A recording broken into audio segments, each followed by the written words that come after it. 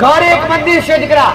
જેવી રીતે આ મંદિર છે ને, આ મંદિર ની અંદર તમે ખોટું ખાઈ ના શકો, ખોટું પી ના શકો, ખોટું કાર્ય કરી ના શકો, એવી રીતે તમારા ઘરની અંદર પણ ખોટું ખાઈ ના શકો, ખોટું પી ના શકો, ખોટું બોલી ના શકો. આ બધા નિયમો પાળો ખરા તમે? નથી પાડો. તમારા ઘરની અંદર પહેલા નિયમ એવો હોવો જોઈએ કે તમારા ઘરની અંદર માંસ મટન જેવું દારૂ જેવું વ્યસન વપરાવું જોઈએ નહીં. તો ભગવાન કે માતાજી કૃપા કરે. સાચું ને? હવે જે ઘરની અંદર મદિરા વપરાતી હોય, માંસ મટન વપરાતું હોય, એ ઘરમાં ક્યારે લક્ષ્મી આવે નહીં, કે કુળદેવી ક્યારે વાસ કરે નહીં. અને પહેલા તો તમે જે તે જગ્યા, પ્રથમ તો મેં ઘણી વાર કીધું કે તમારું મોટામાં મોટું દુઃખ કયું કે તમે જે તે જગ્યા પર રહેતા હોય એ જગ્યા જો કદાચ એ જગ્યા પર ગોગા મહારાજનો વાસ હોય અને રાફડાવાળી જગ્યા હોય અને એ જગ્યા પર મહારાજ વાસ કરતા હોય અને એની જગ્યા પર તમે ખોપી હોય તો તમારા મગજ ચલાય ના. આ બધા ઘણી વાર નથી કહેતા માતાજી અમારે તો ભક્તિ મન નથી લાગતા. દીવા કરીએ ને તો દીવા કરવાના થતા નથી. આ બધા પ્રભાવ કોણ નાખે? તળિયાના ગોગા મહારાજ. તમે જે તે જગ્યા પર રહેતા હોય ને એ જગ્યાના તળિયાના ગોગા મહારાજ, ભૂમિના મહારાજ, કોઈ એવી જગ્યા બાકી ના હોય કે જે જગ્યા આ ધરતી કોના પર છે ભાઈ? શેષનાગ પર. ધરતીનો ધણી એટલે મહારાજ. સાચું ને? તો એ ગોગા મહારાજની જગ્યા પર તમે રહેતા હોય અને એ જગ્યા પર રહેવા છતાં તમે અખાદ્ય વસ્તુ વાપરતા હોય, દારૂ જેવું વ્યસન, માંસ મદિરા જેવું વ્યસન વાપરતા હોય, તે મહારાજ એટલા ગુસ્સે થયા હોય બધે કે તમારી માતાઓને બોલવા ના દે અને તમારા દેવને ગામય ના કરવા દે અને તમારી ભક્તિ તમારા મને પૂરવા દે નહીં.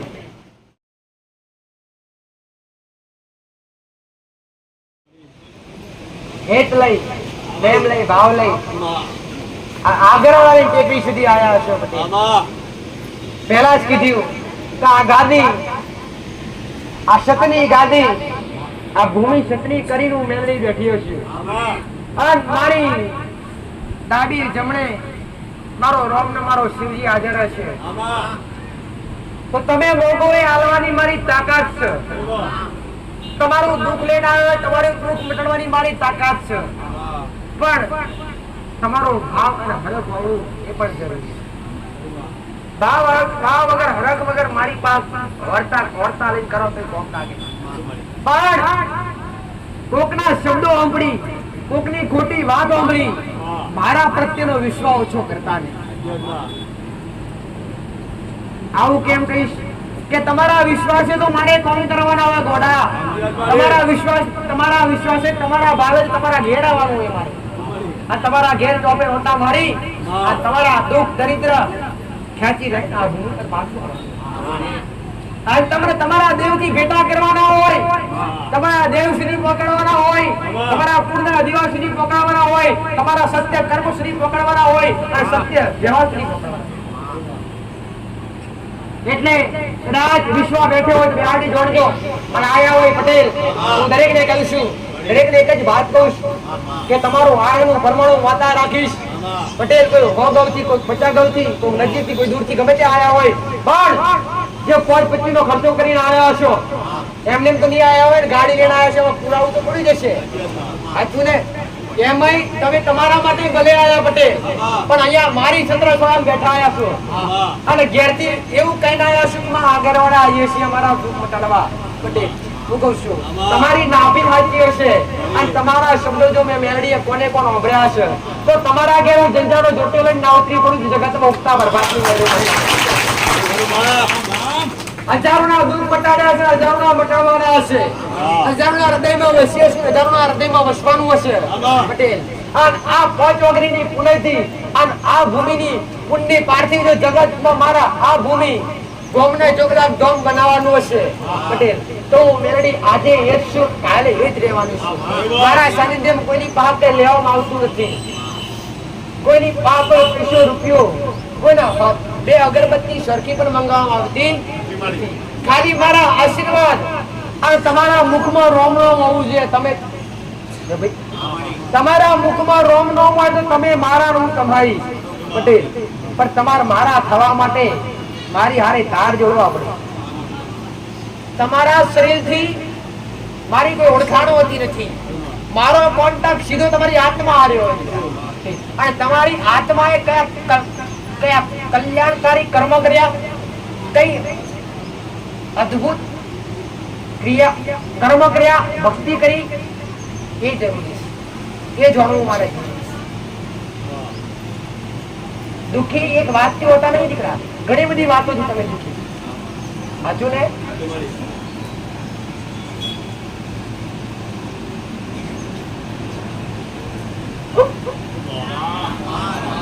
જે શીખવાડ્યું છે, જે બતાવ્યું છે, એના પર હેડતા ઘરમાં નીતિ નિયમ રાખતા.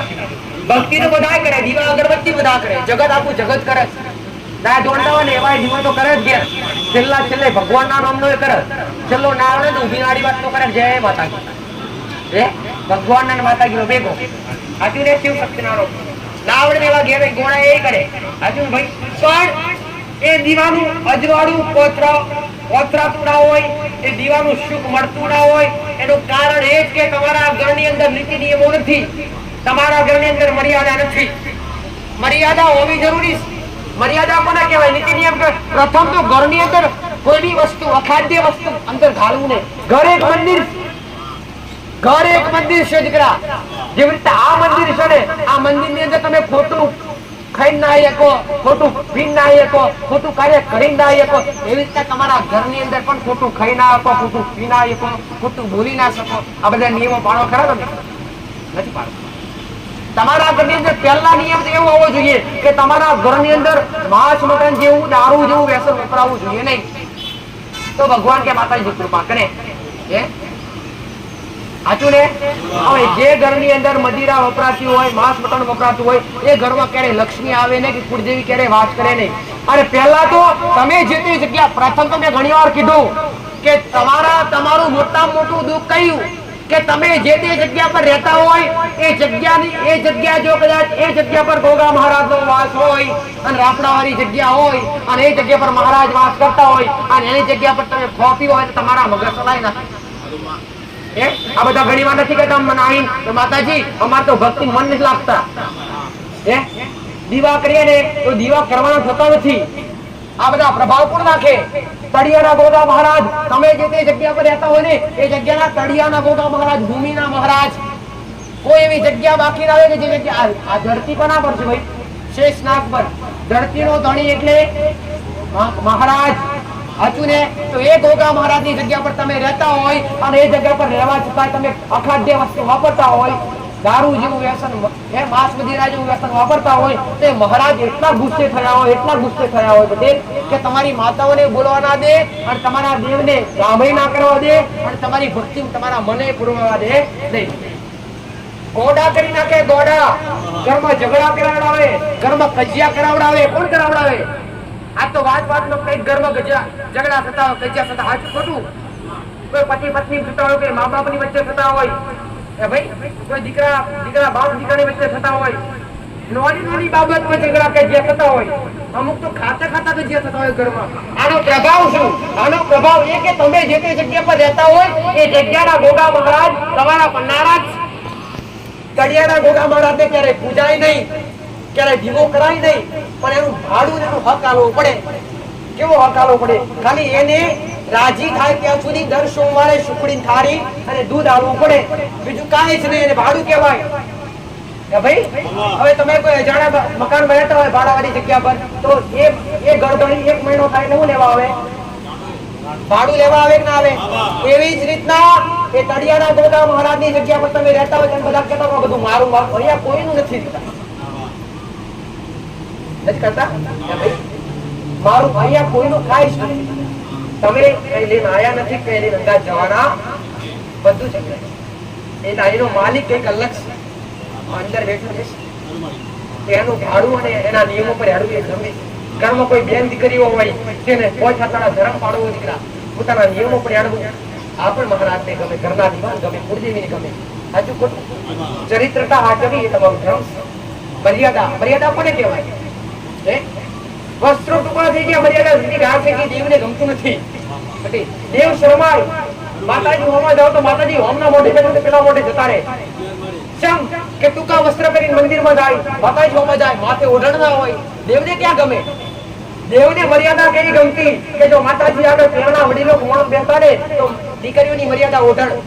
ચાર તો ઓઢીને રહે અને માતાજી આગળ પગે લાગવા જાય તો ખોડા વગર પગે લાગે. મોટા ભાગે દીકરીનું સુખ ખોડા મળે, પણ આજની દીકરીઓ પર ખોડો લખાઈને એવું કાપડ જ નથી બધું. એ ભાઈ ઓઢું ના મળે અમુક દીકરીઓ તો. સાચું ખોટું ભાઈ? મોટા મોટા મંદિરો લખેલું હોય કે ટૂંકા વસ્ત્ર પહેરી પ્રવેશ કરવો નહીં, કેમ લખેલું હોય છે? એ બધા કર્મચારીઓ જોડી જ છે કે દેવને મર્યાદા ગમે એટલે લખવામાં આવે. સાચું ખોટું? મોટા મોટા તીર્થ સ્થળ હોય, પાવાગઢ હોય, અંબાજી હોય, ચોટીલા હોય, આવી જગ્યા પર સ્પષ્ટ લખેલું હોય કે ટૂંકા વસ્ત્ર પહેરીને અંદર પ્રવેશ કરવો નહીં. એનું કારણ શું? એ મર્યાદા રાખીને જાઓ, માથે ઓઢીને જાઓ. અને દેવની કૃપા તમારે દીકરીઓને લેવી હોય તો પટેલ દેવને પગે લાગતા સમયે ખોડો પાછો. માં આટલું દુઃખ છે, આટલું હો, એટલે ખોડો પાછો ને પટેલ. અને ખોડા ના મળતું સુખ મળે. આવું મારું મેરડી માતા, ના મળતું સુખ ખોડા મળે. અને ઘરના વડીલો વ્યક્તિઓ એની કઈ મર્યાદા? એની મર્યાદા કે આ ખેસ્યું આવું કોઈ કદાચ કોટમાં નાખીને બેઠા એને ફારીઓ તરીકે માથે બોલતા પેલાના વડીલો માથે ફારીઓ બોલતા. એ પટેલ અને માતાના મઢમાં જવાનું હોય ને એ ફારી ઉતારી તાળે માતાના પગમાં મેલે કે લે માથું મારું માથું કહેવાય ને. માથાનું ફાર્યું એને માથું કહેવાય. આ ઇજ્જતના આબરૂ કહેવાય. એ ઇજ્જતના આબરૂ ઝૂકે તો પોતાની માતાના ચરણોમાં ઝૂકે, બાકી કોઈ ઝૂકે નહીં દીકરા. આજુ ખોટું ભાઈ? આજના દીકરા એટલે આ તો ફેશન કાઢી લગ્ન કરવા જાય તો માથે પાઘડી લગ્ન કરવા જાય તો ચોરીના 4 ફેરા ફરવા જાય તો પાઘડી સાચું કઈક એ ભાઈ કઈક જોવા મળે. એટલે જમાનો બદલાઈ રહ્યો છે. જમાનો નથી બદલાયો, માણસો બદલાઈ રહ્યા. ભાઈ બાકી હતો તો એને જ છે કે ભાઈ સતયુગમાં, ત્રેતાયુગમાં, દ્વાપર યુગમાં 3 યુગ સત્યના ગયા. એ ઓમ જેટલું કેરું મીઠું હતું આજે એટલું જ નહીં મીઠું. મરચું એટલું જ તીખું નહીં. મરચું ઘડ્યું થયું ભાઈ, મરચું ઘડું થયું. પણ માણસો બદલાયા, બાકી કશું બદલાયું નથી. અમે દેવ બદલાયા નહીં ભાઈ. બદલાઈ તો માણસની માયા બદલાઈ છે, માણસના નિયમો બદલાયા છે. એટલે તમે બદલાવ કરો એટલે બધું જાય જતું, બાકી કશું જતું નહીં. બધા કહેતા હોય કે માતાજી દેવ જતા રહ્યા ડુંગરી કે ભાઈ, અને પીર જતા રહ્યા મક્કે કે ભાઈ, તો આ બધું ભણાવે કોણ, ચલાવે કોણ કે ભાઈ? આ બધી કહેવત છે. તમે મોનો તો માતાજી પથ્થરમાં કર્યા કે રસ્તામાં જાઓ, આ રસ્તામાં ચોરલો કરો અને કુદરી ઉધારીને પથ્થર આગળ રહી જાઓ. તમારું મન પવિત્ર હોય તો ત્યાં તમારું દેવ જાગૃત થાય. પણ ભાવ હોવો જોઈએ કે ભાઈ પહેલાના સમયમાં હજારો વર્ષ તપસ્યા કરવી પડતી દેવને રાજી કરવા માટે. આજે હજારો વર્ષ તપસ્યા કરવાની જરૂર નથી. આજે 5 દિવસ કાફી છે દીકરા, પણ આજ કોઈથી થકીને 24 કલાક કાફી સાથે. પણ આચાર હૃદયથી બધી ભક્તિ થતી. માયા તમને ખેંચી રાખે. તમે વિચાર કરજો, કળિયુગનો પ્રભાવ કયો કે તમે માળા કરવા બેહો તો તમને બીજા વિચાર લાવે. આ કળિયુગનો પ્રભાવ. માળા કરવા બેહો તો તમને અડધી તો પૂરી રાખો, દુકાનનો વિચાર આવે, પેલો સામાન ઘટી ગયું. ગાડી ફેરવો તો ગાડીનો વિચાર આવે, ગાડી ફેરું લાવી નાખવાનું. કોઈ માસ્ટર જેવા હોય તો વિચારે પેલો એક ઘણો અધ્યાય ચલાવવાનો બાકી છે, એટલો ચલાવી નાખવાની. એમ માળા કરતા વિચાર કરે એટલે મન ત્યાં દોરાય. હજુ ખોટું? મન માળા કરતા ક્યાં દોરાય? ક્રમ કળિયુગનો પ્રભાવ. પણ તમારી હાચી ભક્તિ હોય, તમારા ઘરમાં દેવ જાગૃત થઈ ગયો હોય પટેલ, તો ક્યારે તમારું મન ક્યારે ભટકવાનું? કોઈ બી દેવી શક્તિનું નામ જાપ કરવા બેઠા હોય તો તમારા શરીરને શૂન્ય કરી નાખો. શૂન્ય કરી તમારી બંને આંખોની નજર તમારા નાકના ટેરવે હોવી જોઈએ, જ્યાં આગળ નાક હોય, જેથી તમારા વિચાર કોઈ બી જગ્યાએ ભટકે. તમારા શરીરની તમામ ઇન્દ્રિયો તમારા વશમાં હોવી જોઈએ, ત્યારે ભક્તિમાં પાડવું જોઈએ. તમારા શરીરની તમામ ઇન્દ્રિયો, તમામ કોણ, આંખ, તમામ ઇન્દ્રિયો, આંખ, કોણ, નાક, ખરા બોલાય નહીં. ભાઈ મોઢું, આંખો, કોણ, નાક, તમારી શરીરની તમામ ઇન્દ્રિયો તમારા કાબુ હોવી જોઈએ, તારે ભક્તિ થાય. એમને થોડી થાય. માતાજી અમારે આજ તો તમે જુઓ તો ઠેર ઠેર બધાને મોટું થવું છે ભાઈ, પણ એમને એમ થોડું થવાય દીકરા પટેલ. એ જો કઈ પેઢીઓની પુણે જમા પડી હોય અને તમારા મન પવિત્ર હોય, તમારી આત્મા પવિત્ર હોય, અને મારા જેવી દેવીનો તમારા માથે હાથ હોય, અને મારા જેવી માતા જીભના તીરવે તમારા પર બેઠી હોય પટેલ, ત્યારે કઈક આ કળિયુગમાં પગલા ભરાય, બાકી આજે ભરાય એવા નથી. આજે દૈતો છે નથી એવું નથી, આ તો જીવતા છે. પેલા તો એક તાકાત તો બહી બહી 500 વાત હોય, એકને તો પરાજિત કરી નાખતા ગમે એવા જીવ હતા. તો આજ નહીં માણસની અંદર શું બની બેઠું. આજ તું વિચાર કરજે, માયા કેવી દીકરા ખબર છે, અહીંયા આવતા હશે 2-4 મહિનાથી અને 5-6 કોમ થયા છે, એક નહીં થયું હોય ને તો બીજા રસ્તે જાય કે એક નહીં થયું બીજી જઈએ. આપણે પૂછે નહીં કે એક થવાનું ના નથી થયું એનું કારણ શું માતા છે. આજુ ને ભાઈ, એનું પણ કઈ કારણ હોય. કારણ વગર કોઈ બી વસ્તુ અશક્ય છે. દરેક ને રામ ખાલી ફાલતુ વાતો નથી હો, અમુક વાતો સમજવા લાયક. એટલે ઘરમાં નીતિ નિયમો, રહેણી કરી મર્યાદા જાળવવી જરૂરી છે. કોની હારે કેવા શબ્દોથી બોલવું, કેવી રીતે વાતચીત કરવી, આ પણ મર્યાદા છે. આજના દીકરા દીકરીઓ તો ઘરના મા બાપને બોલવા ના દે. ઊંચા અવાજથી એટલા બોલે કે ઘરના મા બાપ ઉભા ફફડી જાય. દીકરો બોલે ને મા બાપ ફફડી જાય. હવે પહેલાના સમયમાં પોતાના બાપને ભરીને દીકરા એટલા ભીતર કે જો કદાચ પોતાનો બાપ ઓગવ સીટાથી આવતો હોય ને તે ખૂણામાં દબાઈ જાય. અને આજનો દીકરો ઓગવ સીટાથી આવતો બાપો ખૂણામાં દબાઈ. આવો સમય આવ્યો છે. પણ દરેકને એક જ વાત કહીશ કે દેશ દુનિયા જગતમાં મા બાપ સિવાય કોઈ મોટું નહીં દીકરા. પટેલ જગતની ગમે એવી ભક્તિ કરશો, ગમે એવી યાત્રાઓ કરશો, ભલે ચાર ધામની યાત્રા કરશો, 4 ધામની યાત્રા કરશો તો કોઈ ફળ નહીં મળે. પણ ઘેર બેહીને ખાલી એકવાર મા બાપના પગ ધોઈ અને પાણી પી લો, તમારું જીવન ધન્ય થઈ જશે. મારું મેળવી માતા આ તો ગુરુ બનાવશે, જબરા ગુરુ. અને ગુરુ પણ જાય ગુરુના પગ ધોઈ માથે ચોડશે. સાચું ને? પહેલા ગુરુ તો તમારા મા બાપ કહેવાય કે જેને તમે ધરતી પર જન્મ આપ્યો. ગુરુ બનાવશે અને ગુરુના પગ ધોઈને પીછે ગુરુ પૂનો હોય ઢુકડી. સાચું ને? જેને માર્ગદર્શન આપ્યું હોય, જેને જન્મ આપ્યો હોય, જેને શિક્ષા આપી હોય એને ગુરુ કહેવાય. પણ તમારા પ્રથમ ગુરુ તમારા મા બાપ. તો ગુરુ પૂર્ણિમાના દિવસે કોઈ બી વ્યક્તિ ગુરુની પૂજા કરવા જતા હોય, ગુરુ કોઈને મોનાવે વાત બરાબર, પણ જતા પહેલા તમારા ઘેર તમારા મા બાપ હયાત હોય તો તમારા મા બાપને પટેલ તમારા મા બાપને બેહાડી પગ દોરાઈ તિલક કરાવી આશીર્વાદ લેજો. જેમ કે એમને જન્મ જ ના આપ્યો હતો, તમને નજરો દેખાત ક્યાંથી? કે ભાઈ પહેલા ભગવાન કરતા ઊંચું સ્થાન કોનું ભાઈ? ભગવાન કરતા ગુરુ કરતા ઊંચું સ્થાન હોય તો મા બાપનું. ભાઈ પછી જે તમારા ઈષ્ટદેવ હોય, તમારા ગુરુ હોય, તમારા કુળદેવી પછી પહેલા મા બાપ, બીજા નંબર પર કુળદેવી. પછી જે કોઈ માસ્ટર હોય, જે ગુરુ હોય, જેમને તમે લખતા શીખવાડી હોય, બોલતા શીખવાડી હોય, કે ભાઈ પ્રથમ ગુરુ તમારા મા બાપ. એટલે સેવા કરાય તો મા બાપ ને કરવાની. પગ ધોઈને દુનિયાના ના પીવાના હોય, ભુવાના ના પીવાના હોય. તો કે પેલી જબરી માતાજી ફ્રોણી માતાના પગ ધોઈને પાણી પી લે, ના, એ કૃપા નહીં મળે. એનાથી વધારે કૃપા લઈએ તો ઘેર જાઓ અને મા બાપના પગ ધોઈને પાણી પીઓ, એનાથી લઈ નાખો. કે 4 ધામની યાત્રા કરવા જઈએ કે ભાઈ, તો 4 ધામની યાત્રા કરીને આવો તો થાક ક્યાં ઉતારો? થાક તો ઘેરાય ને ઉતરસ. સ્વર્ગ કઈ કહેવાય ભાઈ? સ્વર્ગ તો ઘેરાય જ કહેવાય કે નહીં?